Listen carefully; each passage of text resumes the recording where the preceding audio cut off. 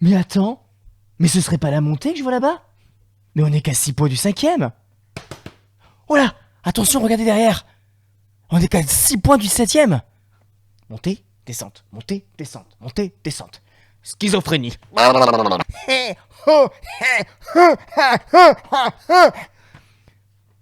Je deviens fou, ce club me rend fou.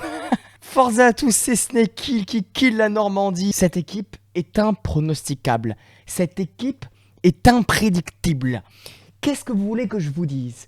Moi, j'ai fait un avant-match, parce que vous l'avez vu, où je ne croyais pas du tout en la victoire, surtout quand tu commences en alignant Écomier et Marcelin, mais ils ont fait un match plus que correct. Ils n'ont pas fait de boulettes, et ça, c'est déjà très très grand de leur part. Quand tu vois la composition, tu te dis, non, mais on va jamais gagner. En plus, il a mis Lee Volant en attaque, avec Pitou, David Ashvili. Non mais je me dis, mais on va jamais réussir à marquer un but, c'est pas possible. Et non seulement on en a marqué un, mais on aurait pu en marquer d'autres. Bref, ça a été très compliqué, ce match, on va pas se mentir. On va en parler, mais tout d'abord, n'hésitez pas à lâcher un petit pouce bleu, évidemment. Et de cliquer sur le lien dans la description pour télécharger l'application Exasort, c'est gratuit. Tu utilises uniquement le lien ci-dessous. Plus vous serez nombreux à télécharger, plus je pourrai peut-être vous faire gagner un maillot. Je rappelle qu'il faut lancer l'application, d'accord, pas simplement la télécharger, il faut la lancer, il faut commencer à jouer 10-20 secondes. Voilà, et puis ça prend 2 minutes de votre vie. Ça coûte rien, c'est gratuit. Et puis ça soutient la chaîne. Voilà les amis.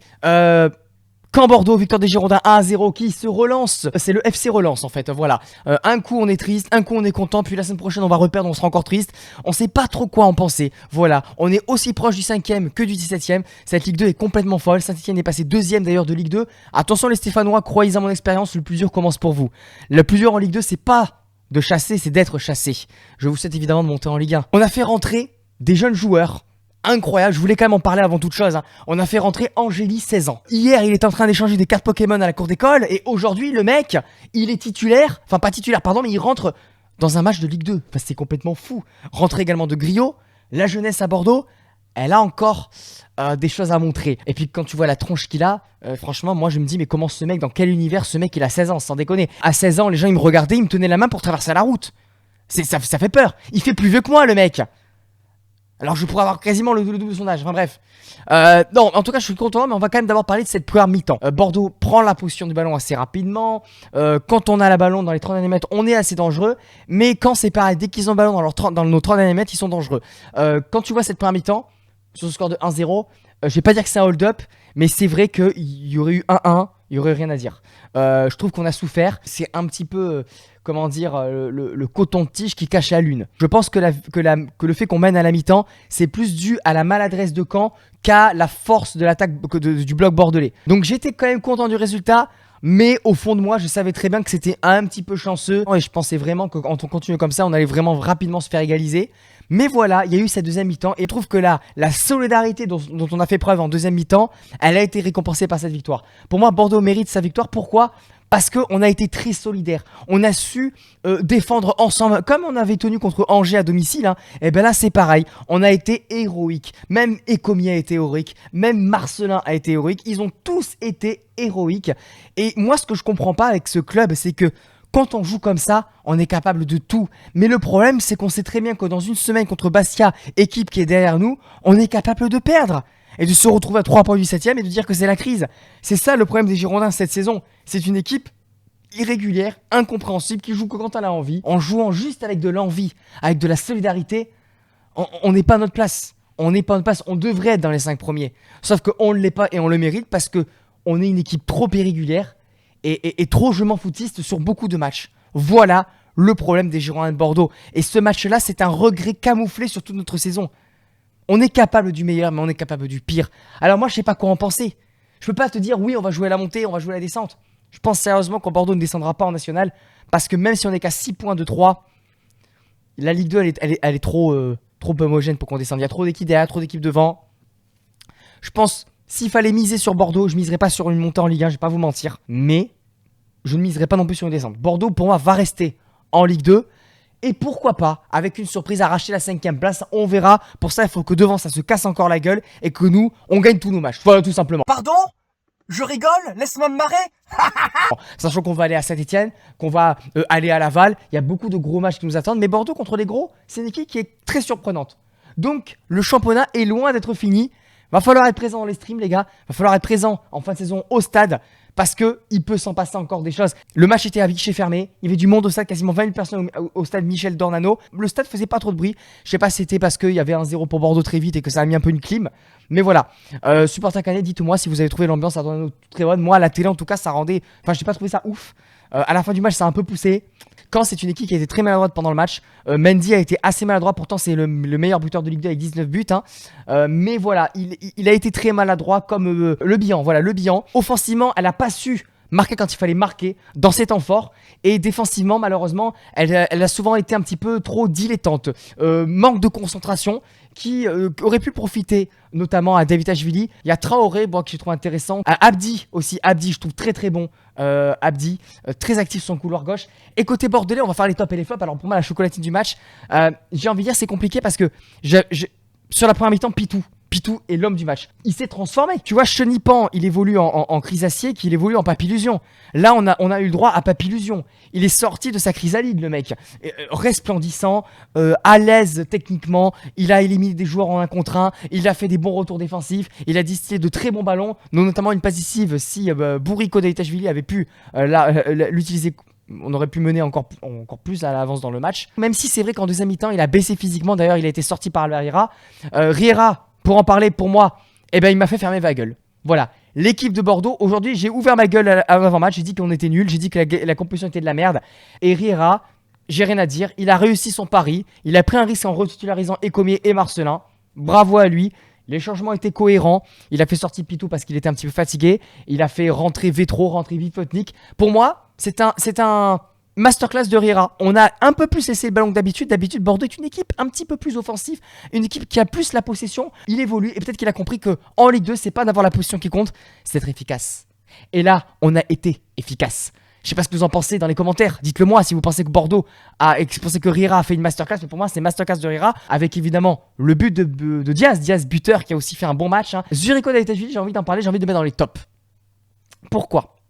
Pas parce qu'il a fait une base décisive pour Pedro Diaz, mais parce que il court, il s'est dépensé, il s'est donné.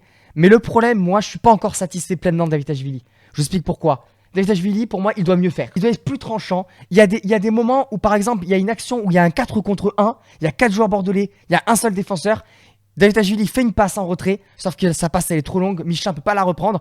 Et c'est là où, pour moi, il m'insupporte. C'est que là, il a fait un bon. On peut pas dire qu'il a fait un bon match. Il a fait un bon match. Il a été actif.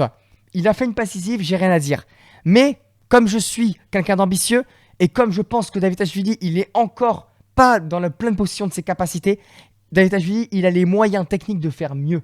Et moi, je l'attends dans le dernier geste. Il manque encore, il pêche dans la finition. Dans le dernier geste, c'est pas encore ça. Il a un face-à-face à jouer contre Mandrea à la 5e minute de jeu, je crois. Il veut la mettre entre les jambes du gardien alors que le sens du jeu voulait qu'il dribble le gardien avec son pied droit, crochet du droit, frappe du gauche et ça aurait fait but. Voilà, je pense que dans le dernier geste, il pêche encore dans la finition, il doit encore progresser. Johnson, ça a été le mur de l'Atlantique, le mur de l'Atlantico. Franchement, le mec, c'est un extraterrestre, c'est un Atlante. Il habite dans l'Atlantide. Expliquez-moi. Il a encore sauvé Bordeaux sur 2 parades exceptionnelles qui permettent à Bordeaux de prendre les 3 points. On a retrouvé le Johnson du mois de janvier, du mois de février. Il a dégoûté les attaquants canets, vraiment. Il a éteint le stade. Ça a été le Viking, le Ragnarok. Voilà, le Ragnarok, il était dans la place. Johnson aussi dans les tops du match. Et maintenant, on va quand même parler d'Ecomier et de Marcelin. Marcelin, il a eu une intervention à faire importante. Il a fait, comme Ecomier. Ils ont été plutôt corrects. Voilà, ce serait malhonnête de le dire. Je les allume tellement. Mais par contre, est-ce que je dois faire confiance à Marcelin pour le prochain match? On va en parler juste après. Le Livolan, je suis peut-être dur, mais je ne l'ai pas aimé. Je trouve que Livolan, il était un peu transparent. Un peu transparent. Déjà que quand il est sur l'aile, il n'est pas ouf. Là, il était sur l'aile, parfois un peu neuf. On ne sait pas trop. C'est un ailier lent.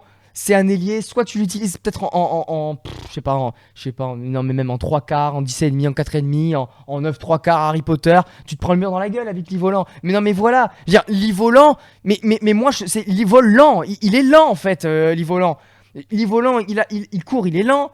Les passes, des fois, c'est pas assez appuyé. Il avait été plutôt bon en début 2024, mais là, je retrouve le Livolan du début de saison, quoi. Moi, je pense que j'aurais préféré à la limite voir Vipotnik directement dès le début du match, ou alors à la limite Vétro, parce que franchement, Livolan, Voilà. Inatenko, je vais pas le mettre dans les flops. Il est rentré, il a pas fait un match exceptionnel, mais il a été là dans les duels. On l'a senti physiquement présent. Et ça, c'est pas mal. Barbet, pareil, il a fait son match. Enfin, en tout cas, voilà ce que je pouvais dire des joueurs bordelais. Après, on va jouer à Bastia. Bastia qui est 15e. Ils sont à, je crois, 2 points du 17e. Donc, Bastia, ils ont encore le feu au cul. Rappelez-vous du Bordeaux-Bastia l'année dernière avec la bagarre. Ils vont venir avec le couteau entre les dents. Mais moi, je ne ferai pas forcément confiance à Marcelin. Pour moi, Marcelin, j'ai pas encore assez confiance, même s'il a fait un match correct, c'est pas parce qu'il a fait un match correct qu'il faut tout oublier. Voilà. Alors, moi j'alignerai une défense Écomier, Bokele, Barbet et Michelin, et je remettrai Marcelin sur le banc. Après, voilà. En tout cas, on aura le temps d'en parler dans la vidéo d'avant-match qui sortira cette semaine. Cette semaine, je ferai aussi une vidéo sur les Ultramarines et Norgates parce qu'il va falloir en reparler quand même hein, de ce qui se passe. Hein. Il faut en parler. Il y a des choses à dire. Il faut un peu synthétiser cette histoire. Et en ce qui concerne évidemment nos Bordelais, écoutez, est-ce qu'on joue la montée? Je sais pas. Moi, j'aurais tendance à dire qu'il faut qu'on pense à sauver notre cul en Ligue 2. Et ensuite, si on peut aller chercher quelque chose, on va aller le chercher. Il y a encore 21 points à prendre. Bordeaux est à 6 points du 5e. Oui, mathématiquement, c'est possible. En plus, on va jouer contre Laval. On va jouer, du coup, contre... Je crois qu'on va aller à... Non, Angers, c'est fini. On va jouer à Saint-Etienne. Donc, on va jouer contre des concurrents directs dans cette optique-là. Maintenant... Si vous voulez mon avis, si vous voulez que je sois réaliste, parce que des fois je le suis, ça m'arrive des fois, tu vois, je le suis. Même si on arrache la 5ème place, est-ce que cette équipe elle est capable d'aller battre le 16ème de Ligue 1? Franchement, honnêtement, je ne pense pas, mais le football est possible. Je pensais qu'on n'allait pas gagner contre Caen, et finalement on a gagné. On a eu un peu de chance. L'arbitrage il a été nullissime. Avant de finir cette vidéo, je voulais en parler. L'arbitrage catastrophique. Franchement, il y a au moins un penalty pour Bordeaux oublié et un carton rouge qui aurait dû être donné à Caen qui était oublié. En tout cas, demain, il y a la Ligue 1 avec Bordeaux qui recommence avec Malcolm, avec Mara, avec Ounas, avec un joueur de Manchester United qui a signé à Bordeaux. Je vais aller chercher la Ligue des Champions en mode légende. Voilà, ce dimanche soir. Soyez chaud. Prochain stream contre Bastia. Je serai sûrement peut-être au stade. Je verrai, j'y réfléchirai. On est où? On est là. Mange des chocolatines. Et allez Bordeaux. Et pour une fois, le débrief, il est sorti tôt. Voilà, comme ça demain, je peux aller regarder le Grand Prix de Formule 1 tranquille. Allez, ciao, bye bye.